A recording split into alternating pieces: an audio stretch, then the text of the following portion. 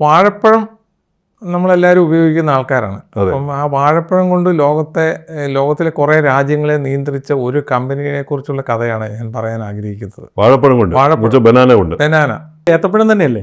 അത് സാധാരണ പഴം, നമ്മളെ ഒരു പച്ച കളറിലുള്ള ഒരു പഴം ഉണ്ടല്ലോ, പച്ചപ്പഴം. അത് പഴുത്തു കഴിഞ്ഞാൽ നല്ല മഞ്ഞ കളറിൽ വരുന്ന, നമ്മളതിന് റോബസ്റ്റോ എന്ന് പറയും. റോബസ്റ്റോ എന്നൊക്കെ പറയുന്ന പഴം. നമസ്കാരം. 100-ലേറെ രാജ്യങ്ങളിലെ യാത്രാനുഭവങ്ങൾ ABC ടോക്കിലൂടെ പങ്കുവച്ചുകൊണ്ടിരിക്കുന്ന സാന്റാ മോണിക്ക ഗ്രൂപ്പിൻ്റെ സാരഥിയും എഴുത്തുകാരനുമായ ഡെന്നി തോമസ് വട്ടക്കുന്നൽ സാറിന് വീണ്ടും ABC ടോക്കിലേക്ക് സ്വാഗതം. This video is powered by Medimix. അതായത് ഈ 18-ാം നൂറ്റാണ്ട് 19-ാം നൂറ്റാണ്ടിൻ്റെ 18-ാം നൂറ്റാണ്ടിൻ്റെ അവസാനങ്ങളിലാണ് അമേരിക്കയിലേക്ക് വാഴപ്പഴങ്ങൾ എത്തി തുടങ്ങിയത്. കാരണം അവിടെ സുലഭമല്ലായിരുന്നു. പക്ഷേ അത് ആ ഒരു കാലഘട്ടത്തിൽ, അതായത് 1870 തൊട്ട് 1970 വരെയാണ് ഈ ഒരു കാലഘട്ടം. ബനാന റിപ്പബ്ലിക് എന്നൊക്കെ പേര് പറയുന്ന ഒരു കാലഘട്ടം അതാണ് വരുന്നത്. അപ്പോൾ ഈ ബനാന റിപ്പബ്ലിക് എന്നാണോ ഇത് വന്നത്? അല്ലല്ല, അത് 1901 O. ഹെൻറി എഴുതിയ ക്യാബേജസ് ആൻഡ് കിങ്സ് എന്ന് പറയുന്ന ഒരു പുസ്തകത്തിലെ ഒരു പരാമർശമാണ്. ബനാന റിപ്പബ്ലിക് എന്ന് പറഞ്ഞാൽ രാജ്യം. പക്ഷെ രാജ്യങ്ങളുടെ രാജ്യമായിട്ട് ഒരു കമ്പനി പ്രവർത്തിച്ചു എന്നുള്ള കഥയാണ്. അതായത് 1870-കളിൽ കീത്ത് എന്ന് പറയുന്ന ഒരാള് ഓസ്ട്രേലിയയിൽ റെയിൽവേ പണിയാൻ വേണ്ടിയിട്ട് വന്നു. അപ്പോൾ അതേ റെയിൽവേയുടെ വർക്കുകളൊക്കെ നടന്നു. പക്ഷേ അവിടുത്തെ ക്ലൈമറ്റും അല്ലെങ്കിൽ അവിടുത്തെ ഈ മലമ്പനി പോലെയുള്ള രോഗങ്ങളും കൊണ്ടുമൊക്കെ അത് പൂർത്തീകരിക്കാൻ പറ്റിയില്ല. പക്ഷേ റെയിൽ പാളങ്ങളുടെ സൈഡിൽ വാഴക്കൃഷി നടത്തിയിരുന്നത് അത് വലിയ ലാഭകരമായിരുന്നു. കാരണം വാഴ തഴച്ചു വളർന്നു. കാരണം അവിടുത്തെ ക്ലൈമറ്റ് അങ്ങനെയായിരുന്നു. ഓസ്ട്രേലിയയിൽ നമ്മുടെ ഏതാണ്ട് റെയിൽ പോകുന്ന സൈഡുകളിൽ ഇഷ്ടംപോലെ കൃഷിഭൂമി ഉണ്ടല്ലോ. അപ്പോൾ ആ കൃഷിഭൂമിയിൽ ധാരാളമായിട്ട് വാഴക്കൃഷി നടത്തി ധാരാളം വാഴപ്പഴങ്ങൾ കിട്ടി. അത് അമേരിക്കയിലേക്ക് എത്തിച്ചപ്പോൾ അതിന് നല്ല ഡിമാൻഡ് വന്നു. അപ്പോൾ അന്ന് അദ്ദേഹം തീരുമാനിച്ചു, ബോസ്റ്റണിൽ അദ്ദേഹം തിരിച്ചെത്തിയിട്ട് ഏതായാലും റെയിൽവേ നഷ്ടമായി. അപ്പോൾ അത് വളരെ ഒരു ചെറുപ്പക്കാരനാണ്. അദ്ദേഹം ചിന്തിച്ചു, നമുക്കൊരു കമ്പനി അങ്ങ് രൂപീകരിച്ചാലോ. അതായത് അവിടുത്തെ വ്യാപാരികളെയും കർഷകരെയും എല്ലാം കൂട്ടിയിട്ടൊരു കമ്പനി രൂപീകരിച്ചു. UFC എന്ന് പറയും, യുണൈറ്റഡ് ഫ്രൂട്ട് കമ്പനി.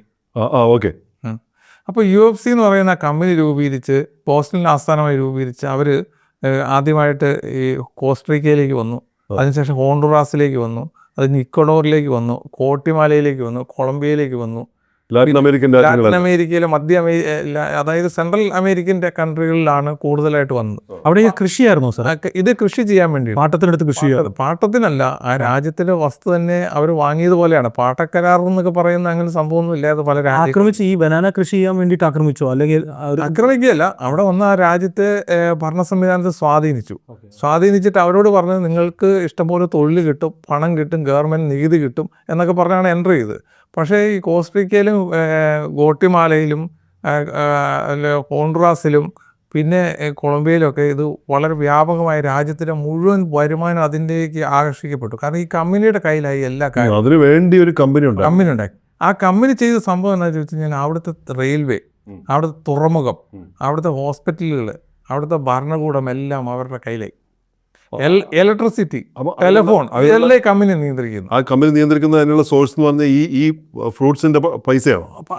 അതായത് ഇവർ ഫ്രൂട്ട്സ് വിറ്റാണ് ഈ പൈസ ഉണ്ടാവുന്നത്. പക്ഷേ പിന്നെ അവരുടെ കൺട്രോളിലായി, ആ കോർപ്പറേറ്റ് കമ്പനിയുടെ കൺട്രോളിൽ ആ രാജ്യത്തിന്റെ എല്ലാ നിയന്ത്രണങ്ങളുമായി. ലാറ്റിൻ അമേരിക്കൻ രാജ്യങ്ങൾ കംപ്ലീറ്റ് അല്ല, ഈ പറയുന്ന രാജ്യം കോങ്കോയും ഡൊമിനിക്കൻ റിപ്പബ്ലിക്കും ക്യൂബ അടക്കം പല രാജ്യങ്ങളിലും ഇത് വന്നു. ഞാനിപ്പോൾ പറഞ്ഞ എല്ലാ രാജ്യങ്ങളിലും ഇവരുടെ കമ്പനിയുടെ ആസ്ഥാനം രൂപീകരിച്ച് അവിടെ ഈ പ്രവർത്തനം ആരംഭിച്ച് ഏക്കർ കണക്കിന്, കോടിക്കണക്കിന് ഹെക്ടർ സ്ഥലങ്ങളാണ് അവരുടെ കൈവശം വന്നത്. അപ്പോൾ അവിടെ എല്ലാം അവർ ഈ വാഴപ്പഴത്തിൻ്റെ കൃഷി സ്റ്റാർട്ട് ചെയ്ത് അത് വ്യാപകമായി കയറ്റുമതി ചെയ്തു. അത് അമേരിക്കയിൽ പോയി കഴിഞ്ഞാൽ അമേരിക്കയിൽ അവർ നല്ല രീതിയിൽ മാർക്കറ്റ് ചെയ്തു. എന്ന് പറഞ്ഞു കഴിഞ്ഞാൽ സാധാരണ നമ്മൾ മാർക്കറ്റ് ചെയ്യുന്ന പോലെയല്ല, അവർ കോർപ്പറേറ്റ് കമ്പനിയാണ്. അവരുടെ സ്വഭാവം എന്ന് പറഞ്ഞു കഴിഞ്ഞാൽ രാജ്യത്തിൻ്റെ ഭരണത്തെ സ്വാധീനിച്ച് ഇഷ്ടംപോലെ സ്ഥലം വാങ്ങി അവിടെ തൊഴിലാളി 2-3 ടൈപ്പുണ്ട്. ഒന്ന് അടിമകളായി കൊണ്ടുവന്നവർ, സ്വതന്ത്രരായ അടിമകൾ എന്ന് പറഞ്ഞാൽ അടിമത്തം കഴിഞ്ഞവർ, പിന്നെ യൂറോപ്പിൽ നിന്ന് തൊഴിൽ തേടി വന്ന ആൾക്കാർ. ഇങ്ങനെ 3 തരം ആൾക്കാരെയും ഇവരുടെ കാറ്റഗറിയായി ഇവരുടെ കീഴിൽ ജോലി ചെയ്യിപ്പിക്കുകയാണ്. അപ്പോൾ ജോലി ചെയ്യിപ്പിക്കുന്നത് പറഞ്ഞാൽ അതിക്രൂരമായ രീതിയിലാണ് ജോലി ചെയ്യിപ്പിക്കുന്നത്. എന്ന് പറഞ്ഞു കഴിഞ്ഞാൽ രാവിലെ 14 മണിക്കൂർ 15 മണിക്കൂറാണ് ഒരു ദിവസത്തെ അധ്വാനം. അവർക്ക് കൂലിയില്ല. ഈ ആയിരക്കണക്കിനല്ല 10,000-കണക്കിന് തൊഴിലാളികൾ കൂലിയില്ല. പകരം അവർ UFC-യുടെ ഒരു കാർഡ് കൊടുക്കും. ഇതാണ് കൂലി. ആ കാർഡിൽ നിന്ന് അവർക്ക് UFC-യുടെ തന്നെ സൂപ്പർ മാർക്കറ്റിൽ ഫുഡ് വാങ്ങാം, സാധനങ്ങൾ വാങ്ങാം. അവർക്ക് ഹോസ്പിറ്റൽ സൗകര്യം ഉണ്ടെന്നാണ് ഗവൺമെൻറ്റിനോട് പറഞ്ഞിരിക്കുന്നത്. പക്ഷേ ഹോസ്പിറ്റൽ സൗകര്യം എന്ന് ചോദിച്ചാൽ അവിടെ ചെന്ന് കഴിഞ്ഞാൽ ഇവന് ആരോഗ്യം ഉണ്ടോ എന്ന് ടെസ്റ്റ് ചെയ്യുകയാണ്. ആരോഗ്യമില്ല ഇവനെ ഔട്ടാക്കുകയാണ്. അവിടെ ചികിത്സയില്ല, തൊഴിലാളികൾക്ക് അവകാശമില്ല, അവർക്ക് പണമായിട്ട് കറൻസി ആയിട്ട് അവരുടെ കൈ കിട്ടുന്നില്ല. പക്ഷേ ഇത് രാജ്യത്തിനെ കൺട്രോൾ ചെയ്യുന്ന ഇവരായതുകൊണ്ട് ഇവർക്കൊന്നും മിണ്ടാൻ പറ്റാത്ത സാഹചര്യം. ഇവർ അമേരിക്കയിൽ കൊണ്ട് ഇത് വളരെ നല്ലൊരു പ്രൊഡക്റ്റായിട്ട് ഈ പഴം കൊണ്ട് വിൽക്കുകയാണ്. അപ്പോൾ അവർ അവിടുത്തെ സ്കൂളുകളിൽ പരസ്യം ചെയ്ത് തുടങ്ങി, കുട്ടികൾ രാവിലെ പോകുമ്പോൾ പഴം കഴിക്കണം, ഉച്ചയ്ക്കത്തെ ലഞ്ചിന് പഴം വേണം, എന്നെങ്കിൽ വൈറ്റമിൻസും മിനറൽസും ഒക്കെ ഉള്ള സമ്പുഷ്ടമായ ആഹാരമാണ്. അതേപോലെ എല്ലാ രംഗങ്ങളിലും ഇതിനെക്കുറിച്ച് പരസ്യങ്ങൾ പത്രങ്ങളിലൊക്കെ പരസ്യങ്ങൾ കൊടുത്തു. അപ്പോൾ അന്നത്തെ കാലത്ത് എല്ലാ മീഡിയ ഉപയോഗിച്ച് പഴത്തിന് നല്ല ഡിമാൻഡ് പ്രചാരം ഉണ്ടായി. അതേ സമയത്ത് ഇവിടെ എന്ത് കഴിഞ്ഞാൽ തൊഴിലാളികളുടെ എല്ലാ അവകാശങ്ങളും ലംഘിച്ചുകൊണ്ട് സർക്കാരിനെ നിയന്ത്രിച്ചു. ഹോണ്ടുറാസിലാണെങ്കിൽ 1920 വരെ 10 അട്ടിമറികൾ അവർ നടത്തിയത്. അതായത് കമ്പനി തന്നെയാണ് അട്ടിമറി. കാരണം അവർക്ക് അനുകൂലമല്ലാത്ത ഒരു പ്രസിഡന്റ് ആണെങ്കിൽ പിറ്റേ ദിവസം അവർ അട്ടിമറിച്ച് കളയും. അപ്പോൾ അതേപോലെ തന്നെ കോസ്റ്ററിക്കയിലും അത് സംഭവിച്ചു, കൊളംബിയയിലും അത് സംഭവിച്ചു, ഗോട്ടിമാലയിലും അത് സംഭവിച്ചു. 1954 ഈ ജേക്കബോ അർബനസ് എന്ന് പറയുന്ന ഒരു പ്രസിഡന്റ് ഗോട്ടിമാലയിൽ വന്നു. അദ്ദേഹം പറഞ്ഞതെന്ന് ചോദിച്ചാൽ അവിടുത്തെ ലാൻഡ് മുഴുവൻ ഇവരുടെ കയ്യിലാണ്. ഗോട്ടിമാല എന്ന് പറഞ്ഞാൽ വലിയൊരു രാജ്യമാണ്. ആ രാജ്യത്തെ ലാൻഡ് മുഴുവൻ UFC എന്ന് പറയുന്ന കമ്പനിയുടെ കയ്യിലാണ്. അപ്പോൾ അവരോട് പറഞ്ഞ ഒറ്റ കാര്യമുള്ളൂ, നിങ്ങൾ ഉപയോഗിക്കുന്ന ഭൂമി ഒഴിച്ച് ബാക്കിയെല്ലാം കർഷകർക്ക് തിരിച്ചു കൊടുക്കാം. അപ്പോൾ അങ്ങനെ ഒരു നിയമം അദ്ദേഹം പാസ്സാക്കി. അപ്പോൾ അതായത് സ്ഥലം തിരിച്ചു മേടിക്കുക, അതായത് ഇവർ കൃഷി ചെയ്യുന്ന സ്ഥലം ഒഴിച്ച് ബാക്കി ഇവരുടെ ലാൻഡ് കിടക്കുന്ന സ്ഥലങ്ങളെല്ലാം കർഷകർക്ക് തിരിച്ചു കൊടുക്കാൻ. അന്ന് തന്നെ അവർ അമേരിക്കയുമായിട്ട് ധാരണയാക്കി, അമേരിക്ക CIA ഉപയോഗിച്ച് ഇതൊരു കമ്മ്യൂണിസ്റ്റ് ഭരണമാണ്, ഇദ്ദേഹത്തെ അട്ടിമറിക്കണമെന്ന് പറഞ്ഞിട്ട് അവിടെ കലാപങ്ങൾ സൃഷ്ടിച്ചു. ആ പ്രസിഡന്റിനെ അട്ടിമറിച്ച് താഴെ വീണു. പക്ഷെ അതൊരു ആഭ്യന്തര യുദ്ധത്തിലേക്ക് കലാശിച്ചു. കാരണം അവിടുത്തെ കർഷകരുടെ അവകാശങ്ങളാണ്. ഇപ്പോൾ കാരണം അവിടുത്തെ റെയിൽവേ ഇവരാണ്. അവിടെ റെയിൽവേ എന്ന് പറഞ്ഞാൽ എന്തിനാ റെയിൽവേ? അതായത് ഈ പഴങ്ങൾ നേരെ തുറമുഖത്തേക്ക് കൊണ്ടുപോകാൻ വേണ്ടിയിട്ട്, അല്ലാതെ അവിടുത്തെ യാത്രക്കാർക്ക് വേണ്ടിയുള്ള റെയിൽവേ അല്ല. അങ്ങനെയുള്ള കമ്പനിക്ക് വേണ്ടി.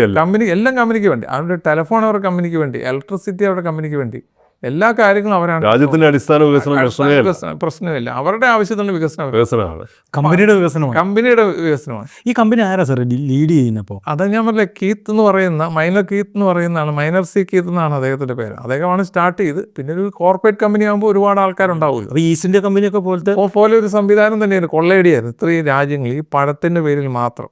അവസാനം ഈ 1954 കലാപം ഏതാണ്ട് 40 വർഷത്തോളം നീണ്ടു നിന്നു. 2 ലക്ഷം ആൾക്കാരാണ് മരിച്ചത്. കർഷകരെതിരായി അവിടെ ആഭ്യന്തര യുദ്ധം പൊട്ടിപ്പുറപ്പെട്ടു. ഈ പൊട്ടിപ്പുറപ്പെട്ട സാധാരണഗതി നമുക്കൊക്കെ അറിയാം. ഇപ്പം ഇന്ന് നമ്മൾ രാജ്യത്തെ പത്രങ്ങളിലൊക്കെ വായിക്കുന്നതാണ്, പലയിടത്തും പല ഫണ്ടിങ് ആണല്ലോ പല പ്രശ്നങ്ങളും ഉണ്ടാക്കുന്നത്. ഈ കമ്പനിയുടെ ഫണ്ടിങ് ഉപയോഗിച്ച് ഒരു വലിയ ഗ്രൂപ്പ് കർഷകർക്കെതിരെ യുദ്ധം ചെയ്തു. അപ്പോൾ കർഷകർ അതുപോലെ തിരിച്ചടിച്ചു. ആ ആഭ്യന്തര യുദ്ധം ഏതാണ്ട് 10, 30, 40 വർഷത്തോളം നീണ്ടു നിന്നു എന്നുള്ളതാണ് പറയുന്നത്. അപ്പോൾ ആ നിന്ന കാലഘട്ടത്തിൽ ഏതാണ്ട് 2 ലക്ഷത്തിലേറെ ആൾക്കാർ മരിച്ചു എന്നാണ് കണക്കാക്കപ്പെടുന്നത്. അത്രയും വലിയ ദുരന്തം ആ രാജ്യത്തിന് സൃഷ്ടിച്ചത് ആ രാജ്യത്തിൻ്റെ ഭൂപ്രകൃതിയും അവിടുത്തെ മണ്ണും അവിടുത്തെ വാഴപ്പഴത്തിനല്ല വാഴക്കൃഷി ചെയ്യാൻ പറ്റിയുള്ള അനുയോജ്യമായ സ്ഥലവും ആയതുകൊണ്ട് അവിടുത്തെ കമ്പനി കണ്ണുവെച്ചാണ്. അതായത് ഒരു കോർപ്പറേറ്റ് കമ്പനി എങ്ങനെയാണ് ഒരു രാജ്യത്തെ അല്ലെങ്കിൽ ലോകത്തെ താർക്കുന്ന ഒരു ക്രമമാണ് അവിടെ കാണിച്ചു കൊടുത്തത്. ഇത് തന്നെ കൊളംബിയയിൽ സംഭവിച്ചു. അതുപോലെ ഒരു കാര്യം, കൊളംബിയയിലേക്ക് വരുന്നതിന് മുമ്പ് ഞാൻ മനസ്സിലാക്കുന്നത്, ഒരു നിലവിലുള്ളൊരു ഭരണകൂടത്തിന് തന്നെ വിലയില്ലാതായി അതിനെ അട്ടിമറിച്ചുകൊണ്ട് ഒരു കോർപ്പറേറ്റ് സംവിധാനം രാജ്യത്തെ ഭരിക്കുന്ന അഴിമതി നിറഞ്ഞ ഒരു സംവിധാനത്തെയാണ് ബനാന റിപ്പബ്ലിക് എന്ന് വിശേഷിപ്പിച്ചത്. അത് ഓ ഹെൻറി അതാണ് അവിടെ വിശേഷിപ്പിച്ചത്. ഈ കൊളംബിയയിൽ ഇത് തന്നെ സംഭവിച്ചു. കൊളംബിയയിലെ ഈ വാഴത്തോട്ടങ്ങൾ കൃഷി ചെയ്യാൻ പറ്റിയ ഏരിയ മുഴുവൻ ഇവർ കൈവശപ്പെടുത്തി.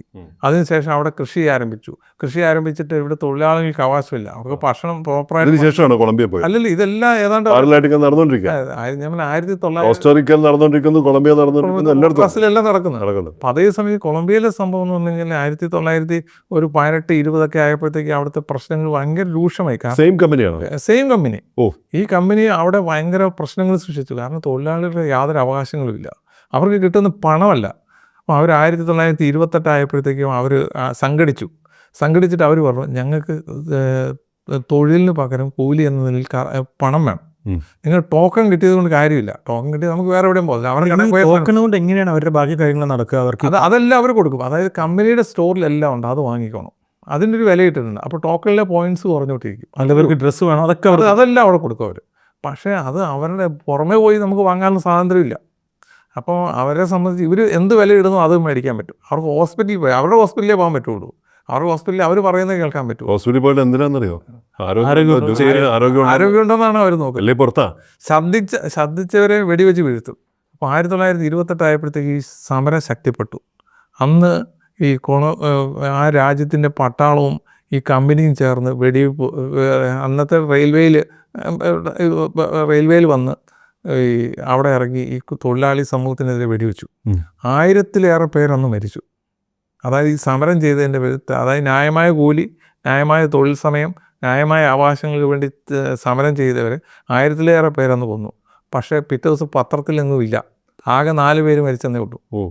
കാരണം വാർത്തകൾ വരെ മുക്കുക. കാരണം അന്നത്തെ കാലത്തെ ഈ സൗത്ത് അമേരിക്കൻ രാജ്യങ്ങളിലെ ഈ പറയുന്ന രാജ്യങ്ങളിലെല്ലാം പരസ്യങ്ങൾ കൊടുക്കുന്ന മാധ്യമം നിയന്ത്രിക്കുന്നതല്ല ഈ കമ്പനിയാണ്. അപ്പോൾ വാർത്തകൾ പുറത്തു വരുന്നില്ല. അപ്പോൾ ഇതൊക്കെയാണല്ലേ ഏതെങ്കിലും ഒരു കമ്പനി ഒരു രാജ്യത്തെ അല്ലെങ്കിൽ സംവിധാനങ്ങളെ മൊത്തം നിയന്ത്രിക്കുന്നതിനാണ് ശരിക്കും ഈ ബനാന റിപ്പബ്ലിക്കിന് ഇപ്പോൾ പറയുന്നത്. അല്ല, ഈ തരത്തിൽ ഒരു തരത്തിൽ ഇതാണ് ആദ്യത്തെ ഉദാഹരണം. 1-2 പ്രൊഡക്ഷൻ, 1-2 ഈ പറയുന്ന ഈ ഫ്രൂട്ട്സ് അല്ലെങ്കിൽ പ്രോഡക്റ്റ് അതിനെ വെച്ചുകൊണ്ട് അവർ നിയന്ത്രിക്കുന്ന ഒരു സംവിധാനമാണ്. അപ്പോൾ ഈ കമ്പനിയുടെ കയ്യിലായി കൺട്രോളാണ്. അവർ വലിയ ഭീകരമായ വെടിവെപ്പ് നടന്നു. 1000-ലേറെ തൊഴിലാളികൾ പെടഞ്ഞു വീണ് മരിച്ചു. അപ്പോൾ അന്ന് പത്രങ്ങളിൽ ഇത് വാർത്തയായിട്ടില്ല. ഈ വാർത്തകൾ ഭാവിയിൽ അറിയുന്നത് ഈ മാർക്കസിൻ്റെ ഒരു പുസ്തകമുണ്ട്, 100 വർഷത്തെ ഏകാന്തത എന്ന് പറയുന്നത്. ഏകാന്തതയുടെ 100 വർഷം ഏകാന്തത. ആ പുസ്തകത്തിലാണ് ഇത് എഴുതുന്നത് ഈ കഥ. ഞാൻ വായിച്ചു. അതിലൂടെ ലോകം അറിഞ്ഞു ഇത്രയൊക്കെ അവിടെ സംഭവിച്ചു എന്നുള്ള ലോകം അറിഞ്ഞു. കാരണം അല്ലെങ്കിൽ മാധ്യമങ്ങളൊന്നും ഇത് റിപ്പോർട്ട് ചെയ്തിട്ടില്ല. അപ്പോൾ അവിടുത്തെ പ്രശ്നങ്ങൾ ഇത് വളരെ രൂക്ഷമായി. അതിനുശേഷം അവരെ അടിച്ചമർത്തി വീണ്ടും അത് തന്നെ തുടർന്നു. ഇത് തന്നെ ഹോണ്ടുറാസിലും ഇത് തന്നെയായിരുന്നു സ്ഥിതി. ഇപ്പം നമ്മൾ ഈ ഇക്കഡോറിൻ്റെ കഥ പറഞ്ഞു, കൊളംബിയയുടെ കഥ പറഞ്ഞു, ഹോണ്ടുറാസിലെ സ്ഥിതി ഇതൊക്കെ തന്നെയായിരുന്നു. അവിടെ ഒരു 10-20ഓളം ഭരണമാറ്റങ്ങൾ അവർ മാറ്റി. അതായത് അവർ പറയുന്നത് കേൾക്കുന്നില്ലെങ്കിൽ ആ പ്രസിഡന്റ് അല്ലെങ്കിൽ ആ ഭരണകൂടം താഴെ ഇറക്കും. എല്ലാം ഒറ്റ വാഴപ്പഴം. പിന്നെ എന്തെങ്കിലും ഇഷ്യൂ ഉണ്ടെങ്കിൽ അവർക്കെതിരെ കമ്മ്യൂണിസം ആരോപിക്കും. അതായത് കമ്മ്യൂണിസ്റ്റ് ചൊവ്വയുള്ള ഒരു സർക്കാരാണ്, അവർ മുതലാളിത്തത്തിനെതിരെ അല്ലെങ്കിൽ അമേരിക്കയ്ക്കെതിരെ ഭീഷണിയാണ് എന്ന് ഈ കമ്പനി തന്നെ പ്രചരണം നടത്തി അമേരിക്കയുടെ സപ്പോർട്ടോടുകൂടി ആ രാജ്യത്തെ താഴെ ഇറക്കും. ആ രാജ്യത്തെ എല്ലാ ഭരണകൂടത്തെ താഴെ ഇറക്കി ഇവർക്ക് പറ്റിയ ഒരാളെ വീണ്ടും അധികാരത്തിൽ കയറ്റും. അപ്പോൾ വെനസ്വേലയിലൊക്കെ സംഭവിക്കുന്ന പോലെ ഇതിങ്ങനെ കണ്ടിന്യൂസ് ആയിട്ട് കോൺട്രാസിൽ 10-20 തവണയാണ് ഇങ്ങനെ തെരുതരെ മാറുന്നത്. കാരണം അവർക്ക് പറ്റുന്ന ആളെ അവർ നിലനിർത്തും, പിറ്റേ ദിവസം അവർക്ക് പറ്റുന്നില്ലെങ്കിൽ അവരെ പുറത്താക്കും. അപ്പോൾ ആ രാജ്യത്തിൻ്റെ സാമ്പത്തിക സ്ഥിതി മുഴുവൻ ഇതിനെ മാത്രം ആശ്രയിച്ചിരുന്നു. പക്ഷേ ഇതിൻ്റെ ഇപ്പോൾ വിപണി എവിടെയായിരുന്നു? വിപണി മുഴുവൻ അമേരിക്കയിൽ. ഇതിൻ്റെ ചരിത്രം എന്ന് വെച്ചാൽ 18-ാം നൂറ്റാണ്ടും 19-ാം നൂറ്റാണ്ടും ഒക്കെയാണ് ഏറ്റവും കൂടുതൽ അവിടെ നിർമ്മാണ പ്രവർത്തനങ്ങൾ നടന്നത്. ഇപ്പം നമ്മൾ കാണുന്ന ന്യൂയോർക്കിലെ അമ്പരചുംബികളായ കെട്ടിടങ്ങളും അല്ലെങ്കിൽ ഫിലാഡൽഫിയയിലായാലും ഈ ബോസ്റ്റണിലായാലും അതുപോലെയുള്ള പെൻസിൽവാലി ആയാലും അവിടെ എല്ലാം കാണുന്ന കെട്ടിടങ്ങളെല്ലാം പണിതുയർത്തുന്ന അവിടുത്തെ തൊഴിലാളികൾ ഉപയോഗിച്ചിട്ടാണ്. ആ തൊഴിലാളികൾക്ക് കൊടുക്കുന്ന തുച്ഛമായ ഭക്ഷണത്തിൻ്റെ ഒരു പാർട്ടാണ് ഈ ബനാന എന്ന് പറയുന്നത്. അപ്പോൾ ഞാനിപ്പോൾ അതാ ചിന്തിച്ചു, ഇത്രയധികം ബനാന അവർ ഈ അമേരിക്കൻസ് എന്തിനാണ് കഴിക്കുന്നത്? അവിടെ വ്യാപകമായ നിർമ്മാണ പ്രവർത്തനങ്ങളാണ് ആ സമയത്ത് നടന്നത്. അപ്പോൾ ഈ ഹോണ്ടുറാസിൽ ഇത് സംഭവിച്ചു. പക്ഷേ കോസ്റ്ററിക്ക മാത്രം അതിൽ നിന്ന് പാഠം ഉൾക്കൊണ്ടു. ആ രാജ്യം മാത്രമാണ് തിരിച്ചുവരവ് പെട്ടെന്ന് നടത്തിയത്. അവർ ആ ടൂറിസത്തിലും വിദ്യാഭ്യാസത്തിലും ഊന്നി കാര്യങ്ങൾ. അവിടുത്തെ ഗവൺമെൻറ് ഇവരെ അധികം പണക്കാരെയും, കോസ്റ്ററിക്കയിലാണ് സത്യം പറഞ്ഞാൽ UFC-യുടെ ആരംഭം. പക്ഷേ അധികം പണക്കാതെ തന്നെ അവർ ഇവരുമായിട്ട് നല്ല രീതിയിൽ മുന്നോട്ട് പോയി. പക്ഷേ ഇതുപോലെ തന്നെ അവർ വേറെ രാജ്യങ്ങളിലും കയറിയിരുന്നു. ഇക്കഡോറിൽ പോയിരുന്നു. ഇക്കഡോറിലെ ഇതുപോലെ കൃഷി ചെയ്തു തുടങ്ങി. അതുപോലെ ഡൊമിനിക്കൻ റിപ്പബ്ലിക് അവിടെ ഇത് ചെയ്തു. പിന്നെ ക്യൂബയിൽ പിന്നീട് അത് ദേശാൽക്കരിച്ചു. ഈ കമ്പനിയുടെ പ്രവർത്തനങ്ങൾ മുഴുവൻ അവിടെ ദേശാൽക്കരിച്ചു. ക്യൂബൻ സർക്കാർ ദേശാൽക്കരിച്ചു. ബാക്കിയുള്ള രാജ്യങ്ങളെല്ലാം ഇത് പടിപടിയായി അവിടെ മാറി.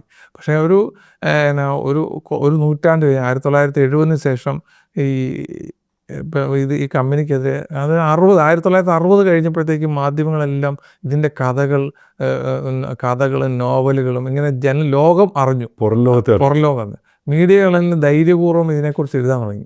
അപ്പോഴാണ് ഇങ്ങനെ വലിയൊരു ചൂഷണം ലോകത്ത് നടന്നു എന്നറിയപ്പെടാറുണ്ട്. അതായത് അതുപോലെ ഇത് അടച്ചു വെച്ചിരിക്കും. അടച്ചു വെച്ച് വാർത്തകൾ പുറത്തേക്ക് വരുന്നില്ല. വാർത്തകളുണ്ടെങ്കിൽ അതിന് സത്യമില്ല, സത്യത്തിൽ വാർത്തകളില്ലെന്ന് പറയുന്ന പോലെ. അതായത് ഈ ജനം അറിഞ്ഞു കഴിഞ്ഞാൽ മാത്രമല്ലേ ഇതിനെക്കുറിച്ച് പ്രക്ഷോഭങ്ങൾ അവിടെ നടത്താൻ പറ്റില്ല. പ്രക്ഷോഭങ്ങൾക്ക് പ്രതിഫലം എന്ന് പറഞ്ഞാൽ വെടിയുണ്ടയാണ്. അപ്പോൾ അവിടുത്തെ സാധാരണക്കാരൻ എല്ലാം ഇതിൻ്റെ അടിമകളായി മാറി. കാരണം ഈ കമ്പനിയുടെ അടിമകളായി കൃഷി ചെയ്യുക, അവർക്ക് അവകാശങ്ങളില്ല, കൂലിയില്ല, അങ്ങനെ പോയി. അതേസമയം ഇതേ പഴം ഈ അമേരിക്കയിലെ തൊഴിലാളികൾ മാത്രമല്ല സമ്പന്ന വർഗം അത് തന്നെ ഉപയോഗിക്കും. അവർ സ്കൂളിൽ പോകുമ്പോൾ കുട്ടി ചോദിക്കുന്ന ഈ പഴം എവിടെയാണെന്ന് ചോദിക്കുമ്പോൾ ആ മറുപടി പറയാൻ പറ്റുന്നില്ല. അതായത് അവരുടെ ആൾക്കാർക്ക് ഇത് എവിടെ നിന്നാണ് ഈ പഴം, ഈ പഴത്തിൻ്റെ ഉടമസ്ഥൻ, ഇതിൻ്റെ പിന്നിലെ കഥ അവരുടെ പേരൻസിന് അത് വിവരിക്കാൻ പറ്റുന്നില്ല. പക്ഷേ ഇതിൻ്റെ പിന്നിലൊരു വലിയ ചരിത്രമുണ്ടെന്ന് 1960 ശേഷമാണ് അവിടുത്തെ ജനങ്ങളല്ല, ലോകം മുഴുവൻ അറിയുന്നത്. ഈ കമ്പനിയുടെ ചൂഷണമായിരുന്നു ഇത്രയും രാജ്യങ്ങളെ ഒരുമിച്ച് ചൂഷണം ചെയ്ത് കോടിക്കണക്കിന് രൂപ കമ്പനി അവിടെ ഉണ്ടാക്കി. അതേപോലെ തന്നെ അവിടുത്തെ റെയിൽവേ, ഇലക്ട്രിസിറ്റി, പിന്നെ അവിടുത്തെ അടിസ്ഥാന സൗകര്യ വികസനങ്ങൾ എല്ലാം കമ്പനിയുടെ കയ്യിലായിപ്പോയി. ഈ യുണൈറ്റഡ് ഫ്രൂട്ട്സ് കമ്പനി എന്തിനാണ് ഈ ബനാന മാത്രം ഫോക്കസ് ചെയ്തത്, വേറെ ഫ്രൂട്ട്സ് ഒന്നും ഫോക്കസ്? അതിന് സാധ്യത ഉണ്ടായിരുന്നു. അതിന് സാധ്യത എന്ന് പറഞ്ഞാൽ ഏറ്റവും വില കുറഞ്ഞും ഏറ്റവും കൂടുതൽ, അതായത് ഈ വളരെ ഷോർട്ട് ടൈം കൊണ്ട് കിട്ടും. പിന്നെ ഷോർട്ട് ടൈം കിട്ടുന്ന ഇഷ്ടംപോലെ ഫ്രൂട്ട്സ് ഉണ്ട്. പക്ഷേ ഇതെന്ന് പറഞ്ഞു കഴിഞ്ഞാൽ ഇവർ കണ്ടെത്തിയ രാജ്യങ്ങളുണ്ട്. ഞാൻ പറഞ്ഞല്ലോ, ഒരു റെയിൽവേ നിർമ്മിക്കാൻ പോയ കീത്താണ് ഈ സംഭവം കണ്ടുപിടിക്കുന്നത്. അവിടെ വളരാൻ പറ്റിയ ഏറ്റവും നല്ല പഴം അല്ലെങ്കിൽ എന്ന് പറഞ്ഞാൽ വാഴപ്പഴമാണ്. ഇപ്പം നമുക്കറിയാം, നമ്മൾ കേരളത്തിൽ ഏറ്റവും കൂടുതൽ എവിടെ കൊണ്ടുപോയി ഒരു വാഴ വെച്ചാലും ഒരു 10 മാസത്തിനുള്ളിൽ വാഴ കൊലയ്ക്കും, പ്രത്യേകിച്ച് റോബസ്റ്റോ. അപ്പോൾ അതുപോലെ അതിന് പറ്റിയ സാഹചര്യമാണ്. അവിടെ ആപ്പിൾ കൃഷി നടത്താൻ പറ്റിയില്ല, അല്ലെങ്കിൽ മറ്റേ ഓറഞ്ച് കൃഷി ഒരു അവസരം കണ്ടുപിടിച്ചിട്ട് അത് കൃത്യമായി ഉപയോഗിച്ചു എന്നുള്ളതാണ്. കൃത്യമായിട്ട് അത് ആ ഒരു പ്രൊഡക്റ്റ് വളരെ ചീപ്പായിട്ട് അമേരിക്കയിൽ എത്തിക്കാൻ പറ്റും കപ്പലിലൂടെ. അത് അവിടെ മാർക്കറ്റ് ചെയ്യാൻ പറ്റും. ബാക്കി ഫ്രൂട്ട്സൊക്കെ ഇതിന് കൂടുതലും പ്രൊഡക്ഷൻ കോസ്റ്റ് വരും, അതിനനുസരിച്ചുള്ള ലാൻഡ് വേണം. അപ്പോൾ അവർക്ക് പറ്റിയ ഏറ്റവും നല്ല. അപ്പോൾ അമേരിക്കയിൽ പല വിപ്ലവങ്ങൾ ഉണ്ടായിട്ടുണ്ട്. അതായത് അവിടെ ഓറഞ്ച്, കാലിഫോർണിയയിൽ ഓറഞ്ച്, ഫ്ലോറിഡയിൽ ഓറഞ്ച് കൃഷി ഉണ്ടായിട്ടുണ്ട്, കാലിഫോർണിയയിൽ സ്ട്രോബെറിയുടെ കൃഷി ഉണ്ടായിട്ടുണ്ട്, ആപ്പിളിൻ്റെ കൃഷി ഉണ്ടായിട്ടുണ്ട്, ഇങ്ങനെ പലതും വന്നിട്ടുണ്ട്.